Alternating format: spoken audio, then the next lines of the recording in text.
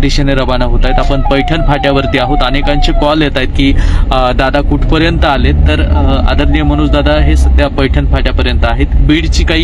बीडकडून येणारी जी काही मंडळी आहे ती सुद्धा आंतरवालीकडे निघालेली होती आणि ते सुद्धा आता गडी फाट्याच्या ठिकाणी थांबलेले आहेत आणि सर्वजण मिळून आम्ही पुन्हा आता माजलगावच्या दिशेने रवाना होणार आहोत. आणि गेवराईच्या सध्यामध्ये आपण आंतरवाली ते गेवराई जो हायवे आहे त्या हायवेने सध्या निघतोय आणि पुढे मग गडी फाट्यावरून टर्न मारून आपण तिकडे माजलगावकडे रवाना होणार आहोत. अनेक जण जे काही कमेंट येत आहेत किंवा कुठं थांबावं किंवा बीडवरून येणाऱ्यांच्या कमेंट सुद्धा येत आहेत की त्यांना विनंती आपण गडी फाट्यावरतीच थांबा, कारण आता आम्ही इथून रवाना झालेलो आहोत. आणि आपल्या सर्वांना पुन्हा एकदा जय जिजाऊ. आणि जेवढे बांधव आपले लाईव्ह पाहत आहेत त्यांना सुद्धा जय जिजाऊ आहे की आपण कुठून सध्या लाईव्ह पाहता हेही कमेंट बॉक्समध्ये कळवा.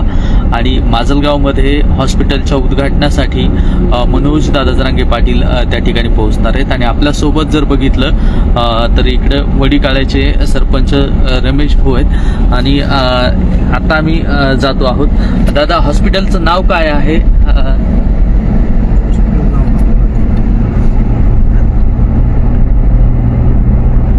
आता आपण